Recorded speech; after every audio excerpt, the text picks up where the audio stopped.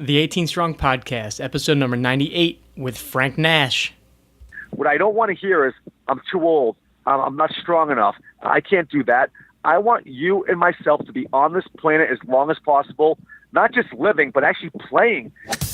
Welcome to the 18 Strong Podcast, where you get direct access to the world's greatest experts on training harder, practicing smarter, and playing better golf. Now, here's your host, Jeff Pellizzero.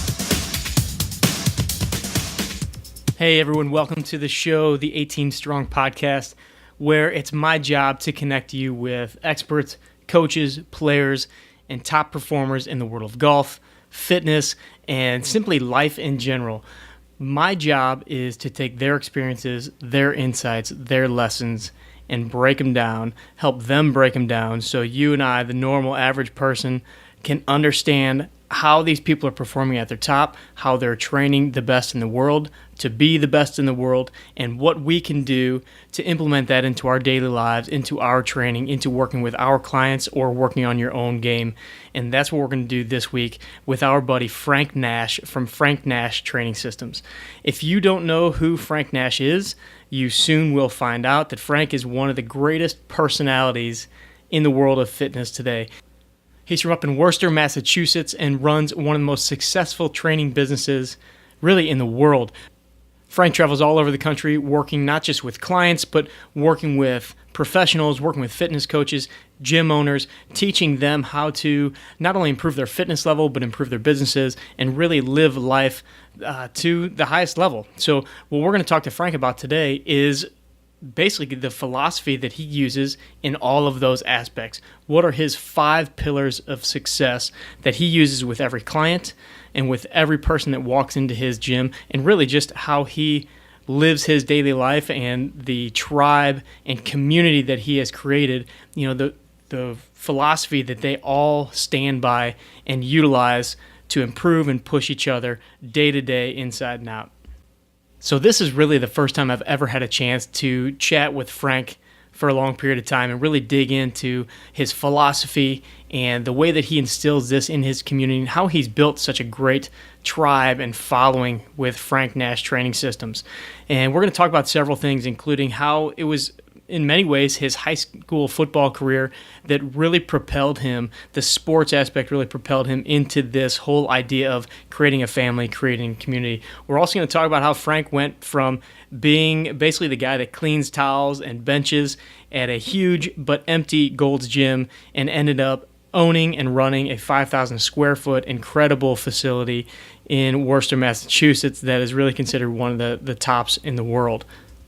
Along with that, we talk about several other topics, just kind of a mismatch of many different things going on, including Billy Blanks, the Tybo guy, Stan Lee and comic books, and how that has really kind of created a big impression in Frank's life, as well as other random things like Tony Robbins and many, many more. So I want you to get Frank's full personality here, which I know you're going to get. You just can't help being excited when this guy's talking. And he's going to show you, basically, very simply, the 5 pillars are so simple and basic, but so crucial that I know you're going to kind of sit back and think like, oh yeah, I already know that. But the passion that Frank brings it with, just show you how passionate he is about really changing the world of fitness. Now, I do want to let you know the audio is not exactly perfect on the other end of the line. Just some background and a little bit of wind. Knowing Frank, he's probably running around town doing all kinds of crazy stuff. But nonetheless, you won't miss any of the good stuff in this episode. So without further ado, let's bring in the mega fitness rock star, Frank Nash.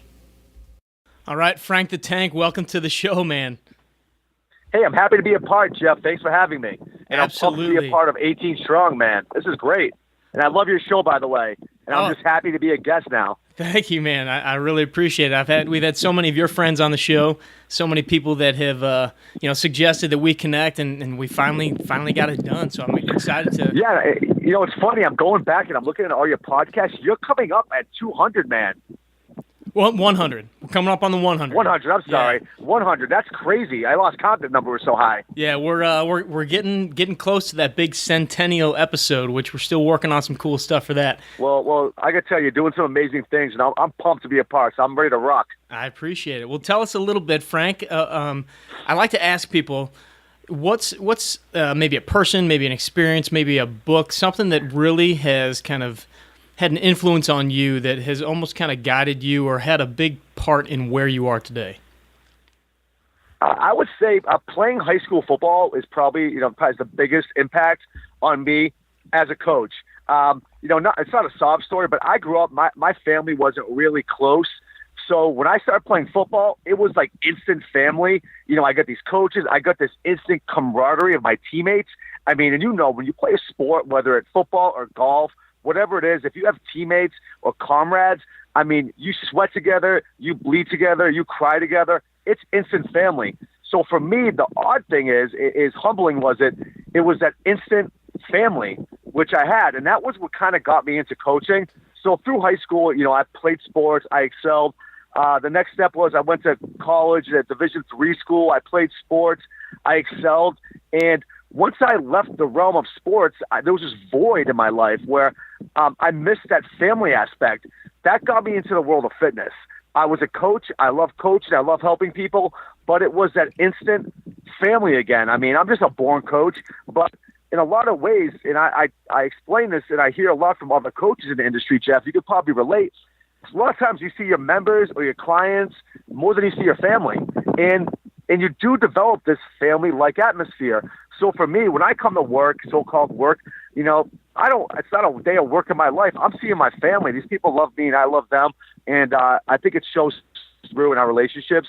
But that's the biggest impact, was just getting into sports and feeling that family-type environment. And that really is the environment I try to create within my club.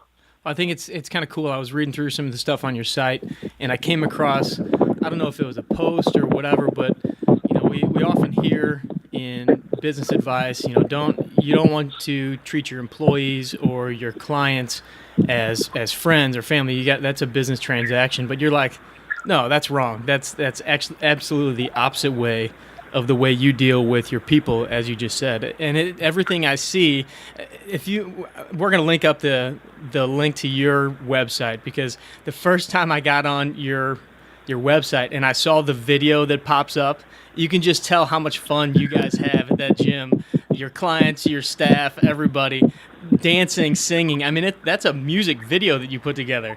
Yeah.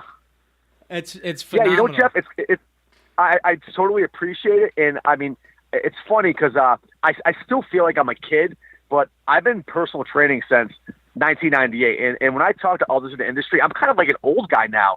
At 36, I'm like a veteran, and people call me that. They tell me that. So I've been doing this a long time, since 98, and I've come to find that people aren't necessarily coming to you, Jeff, or me for performance, whether to improve their golf game, not necessarily coming for fitness. Hell, I can do that in my basement with P90X. Jeff, you can hand me a workout, and I can do the same workout every day and get in better shape, improve my golf game.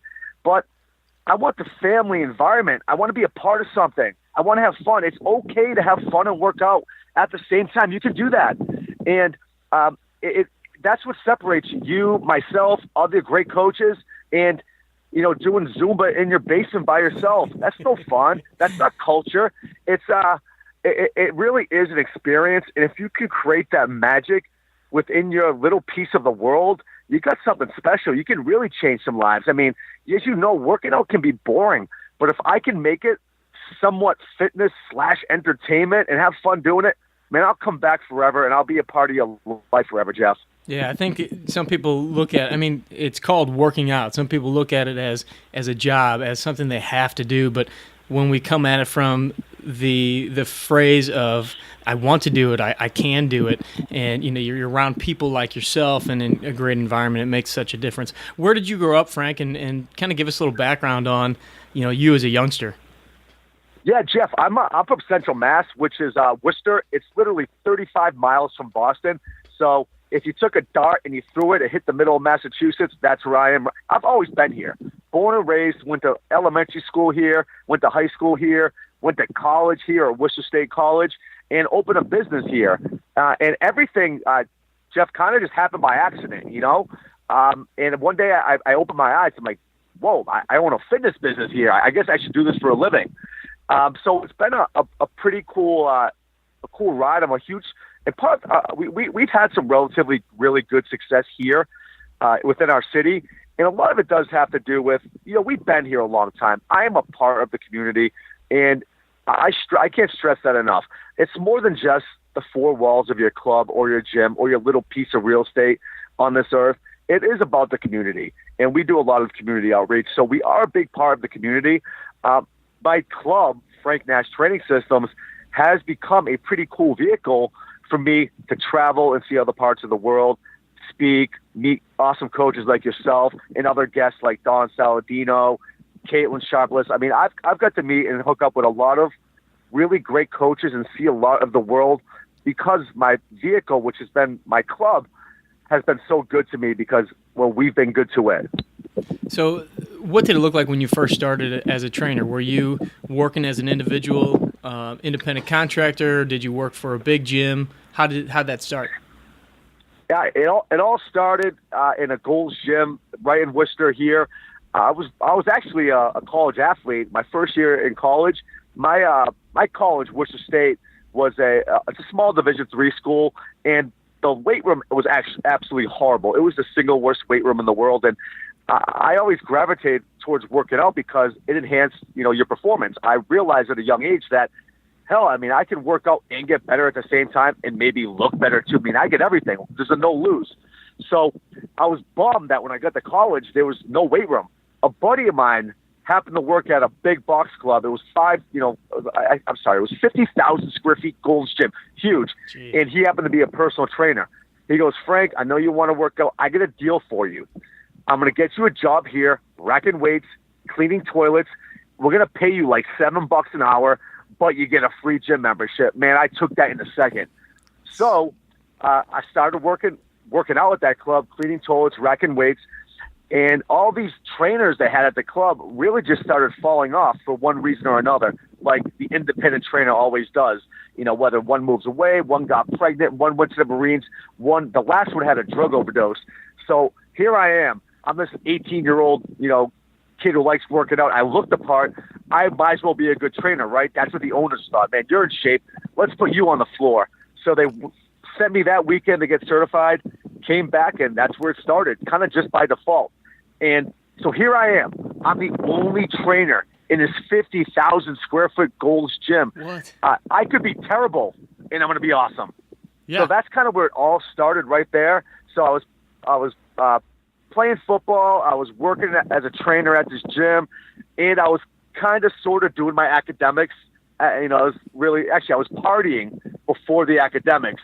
So that always kind of came last, but that's where it all started, you know, kind of just by accident, and it kind of steamrolled into this semi-machine it is now. Give us a little idea. What's the training center like now? How many members? You know, how big is it? I know we'll put some pictures of it on the show notes as well. Right. Really, it's 5,000 square feet, and we have a huge lobby where we want members to hang out. It has a really cool kind of industrial vibe. We have this big glass wall where you, the member, can kind of hang out in the lobby, and you can see all the magic happening on the floor. I mean, we have crazy turf. I mean, awesome music, kettlebells flying around, suspension training. It is a big kid playground, and it makes me smile just thinking about it. But there's a separation, this dark separation between our cool, calm, collective lobby and our exciting electric playground, which is our club. I built it that way, Jeff, so if it was someone like your mom came into my club, she could be safe with me behind the glass. The music isn't punching her in the face, and she can have a real conversation with me about her and her goals and what's going to get her to jump. And at the same time, she could be safe and see all the magic happening behind the glass. So that's our club right there. It's a training center. And what that means for some of the listeners out there, Jeff, all we do is training. There is no open membership. If you step foot in my club, we got you on a program. We're doing your nutrition, we got your exercise, we got your mobility, we got your at-home workouts. If we touch on every aspect of your fitness to make sure that if there's any hole in the dam, you plug it with a toe or a thumb, we got you. And I know we talked earlier, Jeff, it really does transition into our 5 pillars of fitness success. Yeah, let's jump into that, because when we were chatting last week, you mentioned the 5 pillars that you guys have, and I thought that they were perfect. So what I'd like to do is let's break them down one by one, and then I'm sure I'll have a couple questions in between and a couple, ask for tips for people. So let it roll. Well, Jeff, as a coach and trainer, ultimately you, myself, Don and Caitlin, our goal is to just get people to the fitness goal. If you are a coach worth your weight in salt, you have to be results orientated. So we developed a system which we call our 5 pillars of fitness success.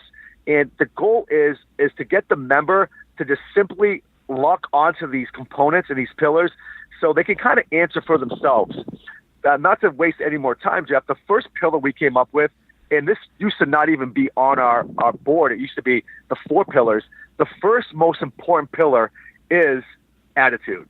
If you come into any fitness goal, any professional goal, whatever it is, you have to come in with a good attitude. You have to be expecting success on some level. And I mean, I'm not coming at you like Tony Robbins.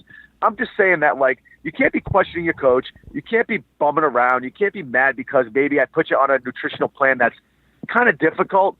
Accept it, own it, stick to the plan, have a good attitude. There is light at the end of the tunnel. And you'll be shocked if people actually own that first pillar, everything else falls into place. So we want to start with number 1, which is you got to have a decent attitude about this. Anything worth anything is going to take some hard work, some struggle, and it's going to be uncomfortable because we're ripping you out of your comfort zone. Expect it to be difficult, own it, and just have a good attitude about it. I mean, the end result is worth it. So that's where we start, Jeff, is you got to have a good attitude. The second one, which used to be our number 1, is now our number 2, is nutrition. I don't care if your goal is fat loss, performance, rehabilitation, muscle gain. You need to understand and respect and own nutrition. Everyone says nutrition is the most important. I mean, it's all important, but I feel that most people give this not the attention it deserves. And this is where we really break it down, whether it's fat loss, muscle gain, performance, or if your goal is rehabilitation. Nutrition is a huge part that I think doesn't get the attention it deserves, especially when it comes to weight loss. My club is probably 80% weight loss, maybe 20% performance with our golfers, Jeff. So especially when it comes to weight loss, you're not going to lose a pound if you don't focus on your nutrition. What do you find, Frank? What do you find? Go ahead. Jump in. What do you find are some of the keys, especially for like the fat loss crowd, that you really end up focusing on? And what would you say are some of the biggest pitfalls that some of the clients have when they come in the door, and what do they struggle with most? The biggest pitfall is I don't think members actually truly understand what good food is. I mean, ultimately, at the end of the day, if your goal is fat loss or performance, you need to choose the right fuel. And I've been shocked over the years of how ignorant the general population is to what good food is. I mean, for example, I do a seminar on nutrition, and I'll mention, like, when you're choosing meats, if it's not, grass-fed, if it's not organic, if it's not free range, I wouldn't eat it. And I'll have someone raise their hand and say, yeah, but, I had meatloaf last night. Is that good? That's protein, right? And so I think the average person truly doesn't understand what good food is. Furthermore, they don't understand how many calories are actually in these bad nutrient-filled foods. And to go one step further, Jeff, I don't think people truly understand how many calories they're burning or what they think. I had a woman recently I spoke with, Jeff, and she's telling me that she's like, I eat really healthy. I went through her whole food log. You know what, Jeff? She was, but she wasn't eating healthy enough to reach her fitness goal. Yeah, if you don't know what your goal is, if you don't know where those calories are going, how many you're expending, and how many you're putting out, and I think I 100% agree with you that the quality comes first. And most people Quality comes first. are off of that. And have you read the book, The Calorie Myth, or heard of the book, The Calorie Myth? Oh, yes. It's one of my favorite books. It's 100% right. I had Jonathan Baylor A calorie on the show. is not a calorie. Yeah, absolutely. We had Jonathan Baylor on the show many episodes ago, and it was just kind of an eye-opening interview for myself even. But, just the quality of the food, and the calories become much less of the equation when you start to do exactly what you said, put these high-quality meats, high-quality veggies, that kind of thing. So give us an idea, why is that so important, though? What is it about the grass-fed, the farm-raised, compared to, just run down to your local Save-A-Lot or whatever and grabbing whatever off the shelf? I tell you exactly what it is, and we don't need to go into the whole science behind it. You have much smarter than people than me on here talking about that stuff. But the reality is this: if your goal is fat loss, performance, strength gain, rehabilitation, hypertrophy, it doesn't. I do want to get you to your fitness goal, but me being a selfish coach, I'm thinking bigger and better beyond that. My goal is to keep you on this planet as long as possible. That's my individual selfish goal for you. What I hope for is this, Jeff.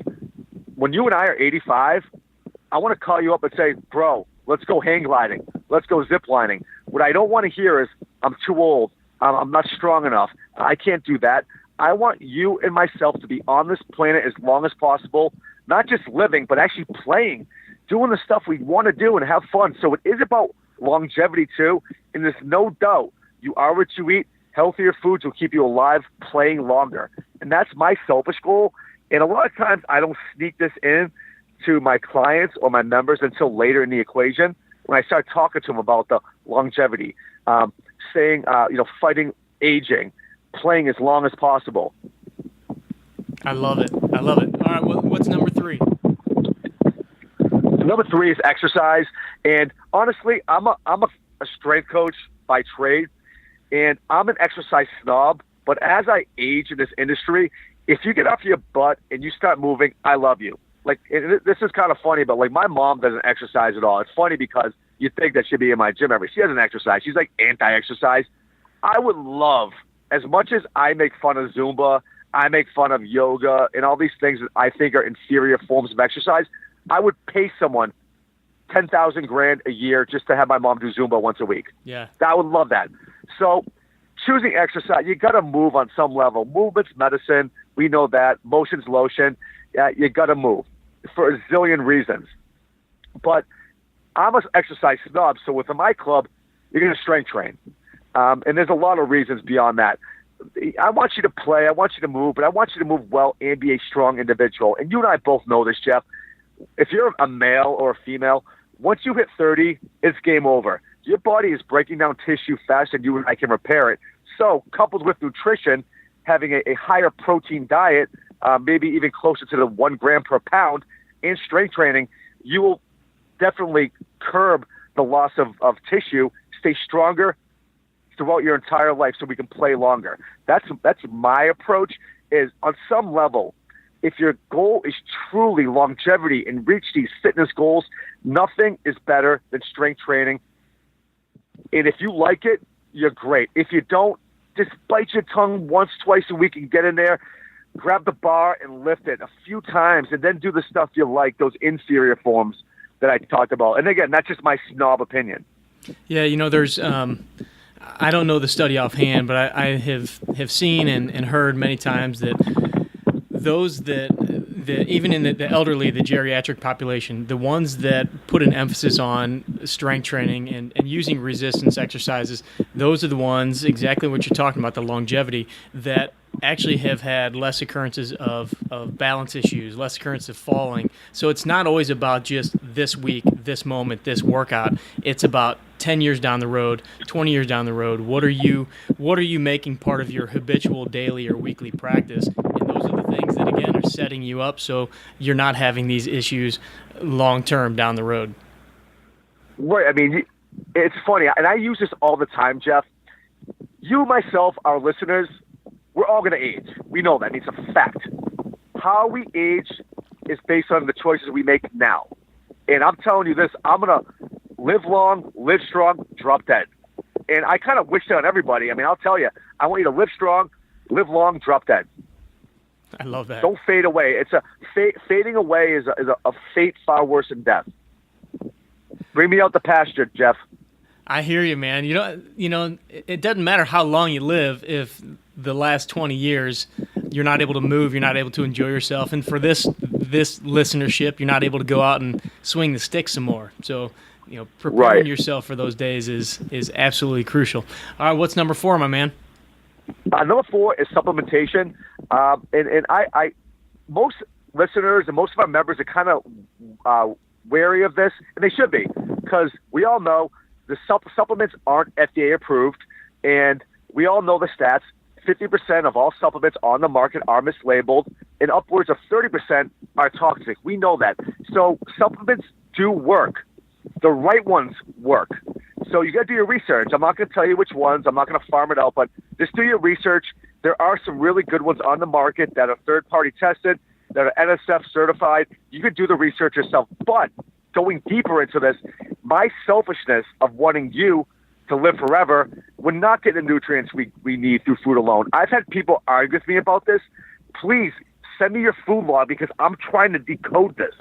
I mean, once you hit 30, you're losing muscle, brothers and sisters. So I'm trying to hit that 1 gram of protein per lean muscle mass. I want to stay strong forever. I personally can't do it through food alone. I wish I could, but I can't walk around with a cooler and stop every 3 seconds and chew food. So for me, it's always about food first. But when you can't do food to meet your protein, nutrient recommendations, you got to go with supplements. And I tell everyone, from the womb to the tomb, Jeff, have a shake, take an omega-3 fish oil, and honestly, take a multi. I didn't say that. So it's multi-shake fish oil to the womb to the tomb, every single person. I wish I could do it through food alone. I can't.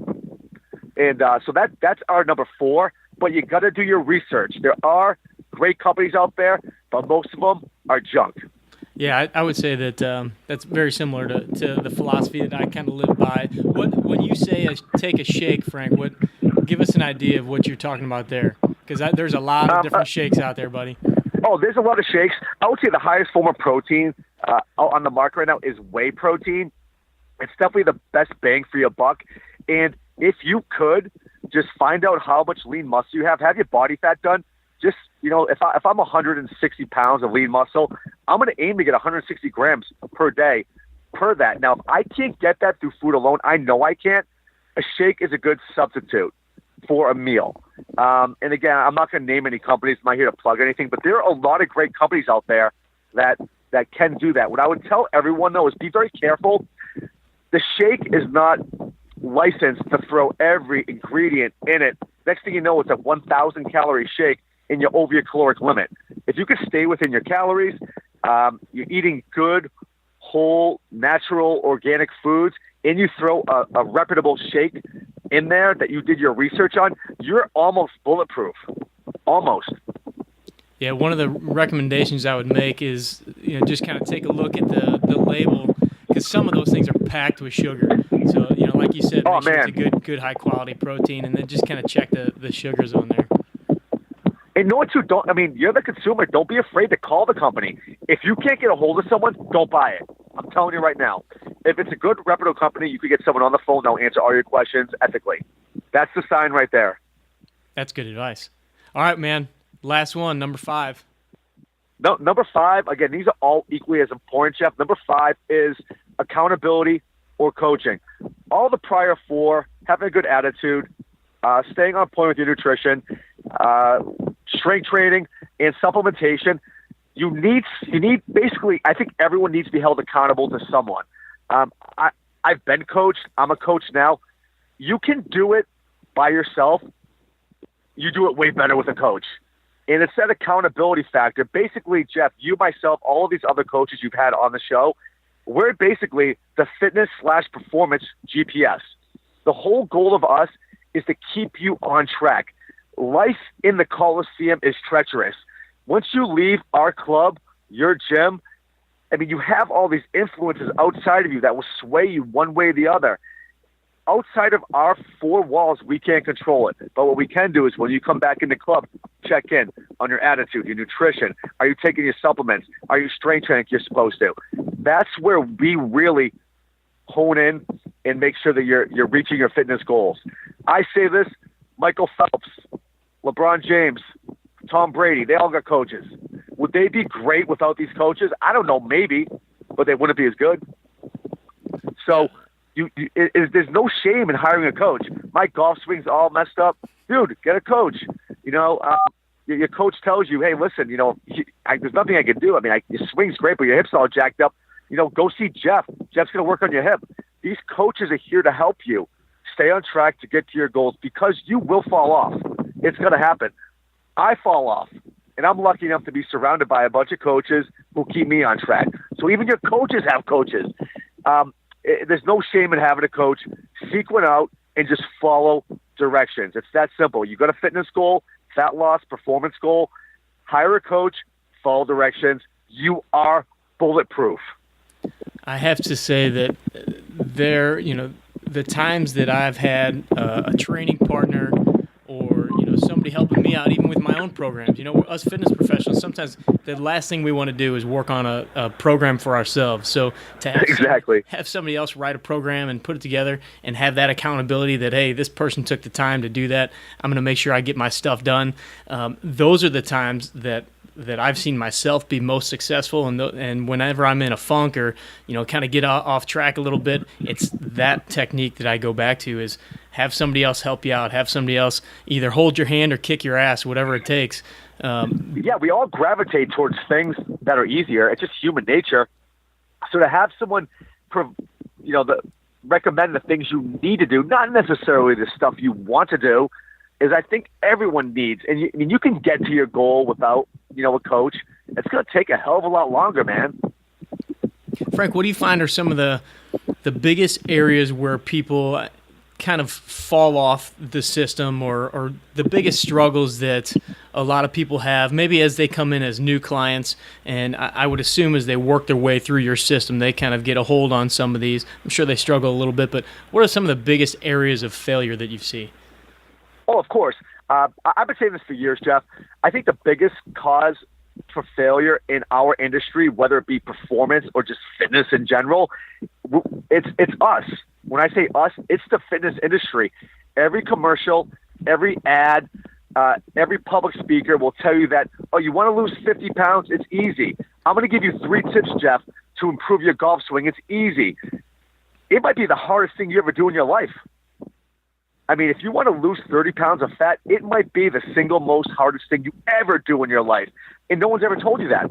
So when you come into a club like mine or yours, or you talk to Jeff or Caitlin, some of these amazing guests, we give it to you straight. In a lot of ways, we're the only person being honest. And once they start going through the program, Jeff, they start to understand, man, it's just much easier if I'm just fat and out of shape. Or, no, maybe I don't want to hit the ball further. Maybe I'm okay with just hitting it a little, not as deep and not working out as much. It takes a lot of work, a lot of commitment. And it isn't just the time in the gym. It's all the work outside the gym where you're making good choices nutritionally. You're getting the right supplements. You're keeping a good attitude. And everything is against you. I had this conversation with a member the other day. I'm 36 now. I remember as a kid, I would go to the beach and I would see like 2 or 3 overweight people. Now I go to the beach, everyone's overweight. And I'm the weirdo because I'm in shape. So here's the average member's mentality. So Jeff, Frank, so you're telling me I can work out often and be sore. I have to eat the foods I necessarily don't like. I can't eat the foods that I love. I'm going to be uncomfortable. I might have to go to bed earlier. I have to take a multivitamin, drink a shake, which I think is disgusting, and I have to check in with you, and it's going to cost me a lot of money. I can do all that, or I can be just like everybody else, and everyone's going to love me. That's the reality that you and I live in. So to convince someone to pay a lot of money and basically, in some levels, be uncomfortable on a daily basis is against the norm. You're almost shamed if you're in shape. I can't tell you how many times I go to a cookout, my friends that feel me, hey, Frank, how much you bench? Oh, hey, everyone, Frank's here. Frank's here, get out the vegetables. And so I'm the one that's getting, discriminated against. Or I could be just like everybody else. And here's the magic word. it's easier being out of shape. It's so true. It's easier. Man. It's so true. That's everything. And I could go on forever about that, but that's the world we live in, and it's sad. It's absolutely sad. Well, I want to go back to the first pillar because I didn't get to we didn't really chat too much about it, but attitude, because I think that you're so right. And I love that you added it on. It wasn't part of it, but you guys added on and put it number one, in fact. Because the attitude that you have, you can go in two different directions. You can take that easy road or you can take that hard road. But I think that what I am finding and what I found over the years, and this is both personal experience and this is experience with clients, it's when you have the attitude and you make that decision and you finally say, hey, I'm going to do this, and you kind of create that bigger picture. How do you help your clients develop that attitude? What is it? Not again, like you said, not to get too Tony Robbins on the crowd here, but I like my Tony Robbins. So what do you do to help people develop that attitude? Obviously, you have it. Obviously, you show it by example. Your staff shows it. But how do you help them get over that piece? I tell you what, this is any club or any business in general. It starts at the top, and now within my business, I'm at the top. So I need to lead by example. And you bet your tail that I'm going to make sure my staff has a good attitude, and they have to portray it onto the members. You ever hear that saying, you are who the people you hang around with? Yeah. Just by being a part of our community, you can't have a bad attitude. You can't. Or it's contagious. Bad attitudes are contagious. So are good attitudes. So if you just have this happy environment of good people, I mean, sometimes people forget how good it feels to feel good. And once they taste it again, they don't want to let it go. I'm going to stay on that. Man, this isn't a fitness thing or an attitude thing. You really are the sum of the people you hang around with the most. If you hang around with a bunch of losers, you're probably a damn loser yourself. You don't see it, but you are. Find better friends, find a better community, and surround yourself with better people or people you want to be like. You want to get in really good shape, just hang around people who are in good shape. Trust me, it will happen. Yeah. It is all about the environment. You create a positive environment. And what we do through our coaching, and again, I'm not a sports psychologist, I'm not a therapist, but I will tell people, if you work at a toxic environment, quit your damn job. Get a job making 10, 20 grand less a year. Sell your damn car, take the bus to the gym. Your quality of life will increase and you'll be a happier person. It's not worth it. Send your kid to a public school. Your kid doesn't want an angry parent, miserable parent. They want a happy parent. I love it. I think we see that on the golf course as well, where people kind of forget where they are, why they're out there, and tend to get frustrated at the fact that maybe the progress that they want to make isn't there. They're not getting enough time out there. They're not playing very well. But again, it all boils down to attitude. And I think we could take these 5 pillars. You mentioned a lot for fat loss and for the training, but also, they all apply to golf as well. What are some of the 100%? What are some of the big things that you guys focus on with your golfers that obviously tie into the 5 pillars? But what are some of the ways that the golf performance is a little bit different than the other traditional training? I tell you what, we find most of our golfers, they want to see results fast. And usually what we find, if a golfer comes and sees me, we're not seeing any pros. Most of our golfers are the normal Joe Schmoes like you and I. They walk in, I know right off the bat, I don't even have to screen them anymore, Jeff. I know their hips are jacked up, their T-spine's jacked up, and they're weak. So I just work on getting their hips mobile, their T-spine mobile, fire that damn core, and you know what? With that newfound movement, let's put some damn strength and power behind it. It is like instant 30 yards on their drive. And then from there, we make it fun, make it exciting, check in with them, get the nutrition going. But if I can get them to see some immediate gains on the course, I get them for life. That's really what I'm trying to do, enhance their game. But me being selfish, I'm going to keep them playing forever. They don't think like, oh, I'm going to play 20 years from now. I'm selfish. I'm like, I'm going to be on the course with you 20 years from now. Yeah. All right, I got a question for you. We've been doing some surveys recently here with 18 Strong, just kind of getting a feel on the pulse of the audience and what are some of the big questions that they have. And one of the biggest ones that keeps coming up is, I'm a dad, or I have a job, or I'm a busy dude. I've got very little time. I want to play, I want to practice, but I also want to work on my fitness. From the fitness angle, what would you suggest to, let's say, a 50 to 60-year-old guy?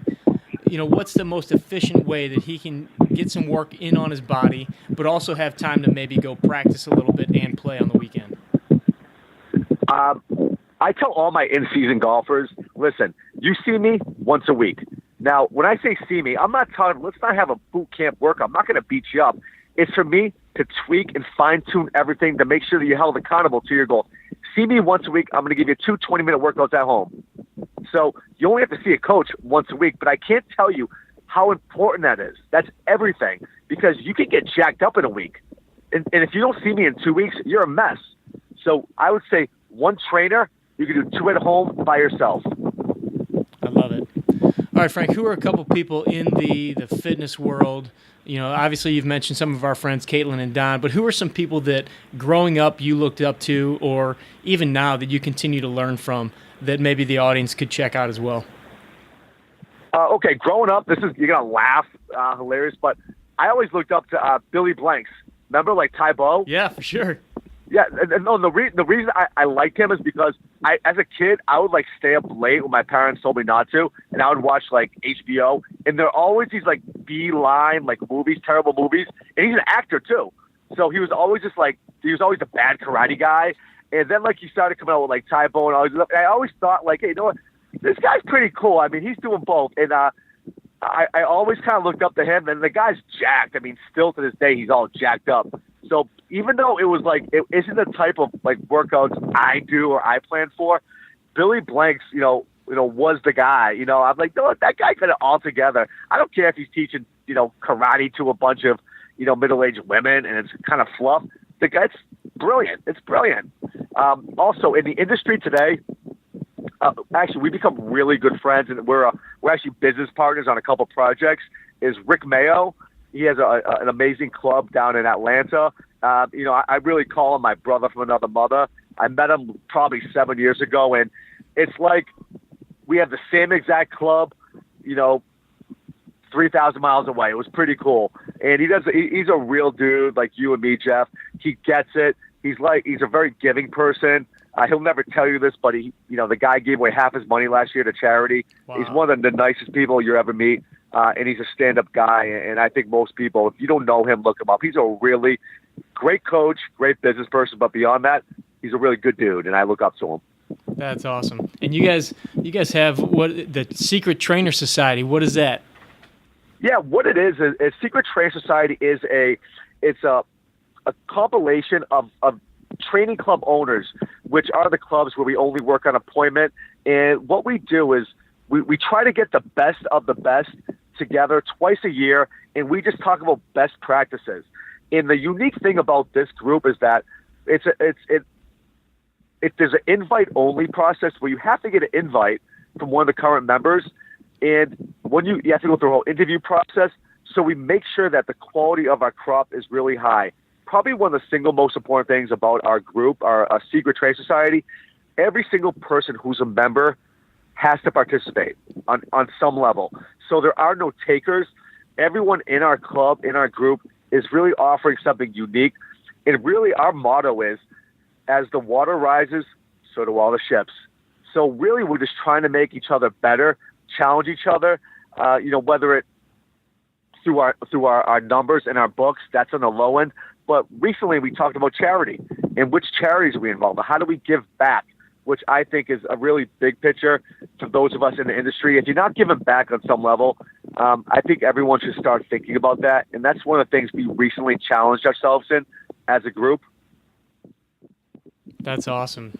So many different lessons that you can learn from people in the industry, people doing the same thing, but then to tie in the giving back portion is something that I really love. All right, Frank, before we wrap up here, I got a few questions that I'm going to ask that I love asking everybody that comes on the show. Fire away. I'm actually going to throw in an extra one just because I want to hear your answer. I'm going to steal a page from Tim Ferriss's book and ask you, if you could put a billboard anywhere in the world, what would it say? Oh man, that's a good one. Shoot! Wow, you hit me with a curveball there. Man, I know I just threw it at I tell you you. what. This is one of my taglines. I've used it forever. I hashtag this. Just be dope today. I love that. I just saw that on your site and on some shirts and dude, stuff. Life can't get any more simple than that. Be dope today. I love You'll it. conquer the world, I promise. I love it. All right, man. Are you more of a Caddyshack or Happy Gilmore guy? I'm a Caddyshack person. I tell you what, I saw Billy Madison first, and nothing can be as funny as that in my life. Some girl today told me she's studying for her chemistry test, and I go, chlorophyll, more like chlorophyll. Like it is. So everything from Billy Madison on, I didn't think it was as funny, though it is a funny movie. I'm a Caddyshack guy. I love it. All right, we're gonna have to exchange Billy Madison quotes later on.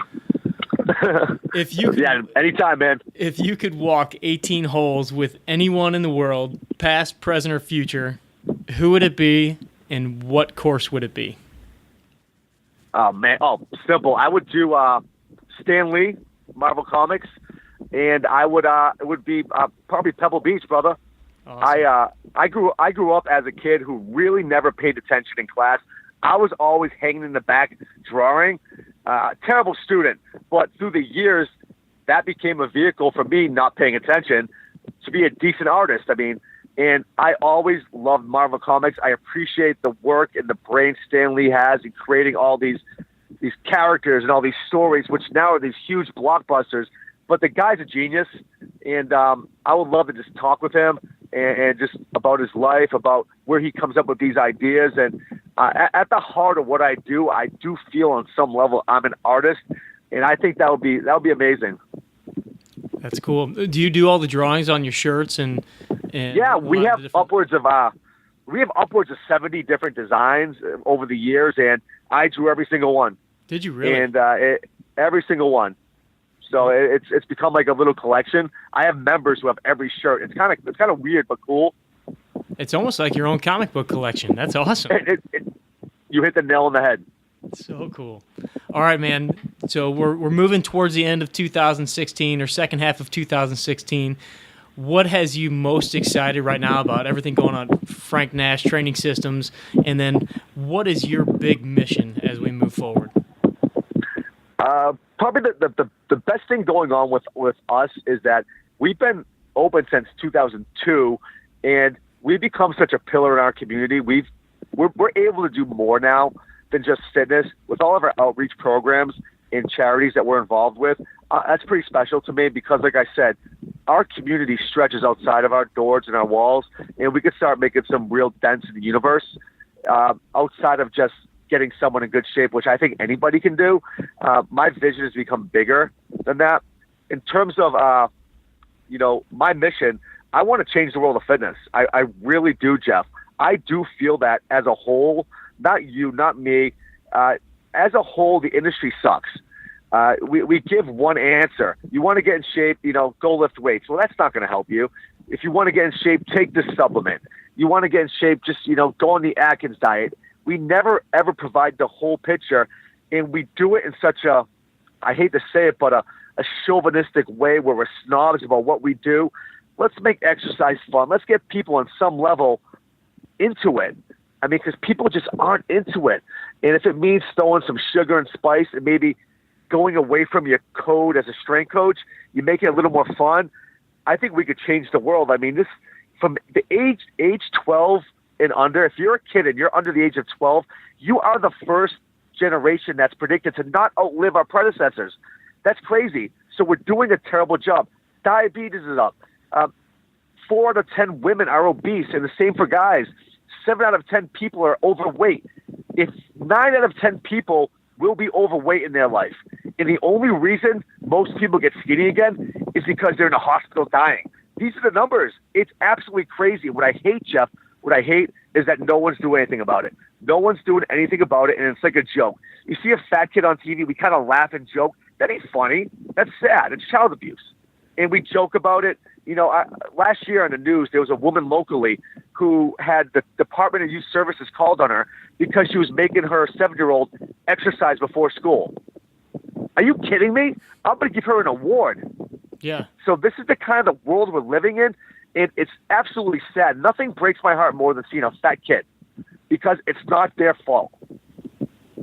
Yeah, it's very, very sad to see the change in society. Just, you see pictures of our grandparents back in the day, and now you look at pictures of families these days, and there's just such a drastic change. And I want to applaud you for, putting yourself out there and having that mission and really making a difference, not in just your gym, but in your community, in the world of fitness, and, all the spice and sugar that you are putting in, because obviously you bring a lot of entertainment, you bring a lot of color to the world of fitness. And so I just want to, on this platform, first of all, say thanks and thank you for providing such an inspiration to not just people like me, but all the other fitness professionals around, and showing people that it can be a fun endeavor if you just change your attitude and look at the fact that there are people out there having fun doing this. It doesn't have to be a grind. It doesn't have to be, a perfect training program.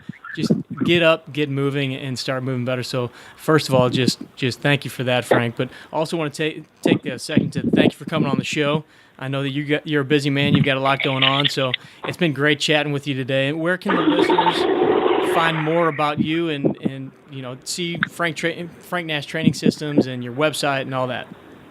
I'm really easy to find. Frank Nash Training Systems is my club. My personal website, by Frank Nash. That's ByFrankNash. And I'm all over Facebook, Snapchat, Instagram, Twitter. I'm like the easiest fitness dude to find.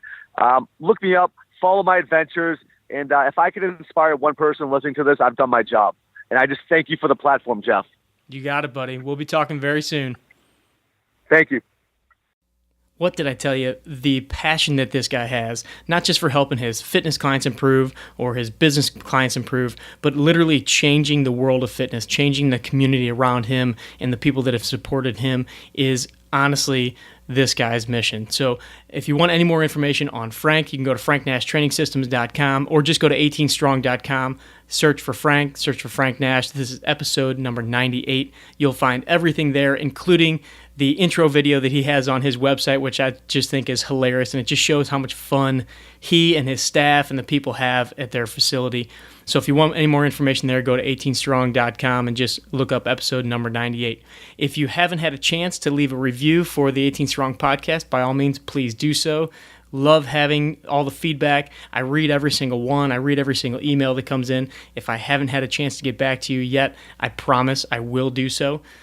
And lastly, if you haven't had a chance to get your hands on the Golfer's Guide to a Bogey-Proof Workout, my book that we put out just a few months ago hit the Amazon bestsellers list right away. Go to bogeyproofworkout.com and you can get it there, or you obviously can see it at 18strong.com. It's right there on the sidebar.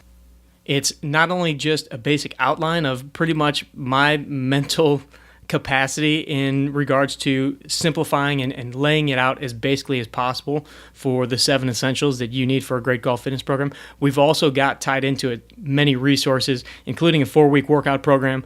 We've got videos of every exercise in that program and several other components to it too, which is on the resource page, which you can find in the book. So again, thanks for joining me on the 18 Strong podcast. We will catch up with you next week.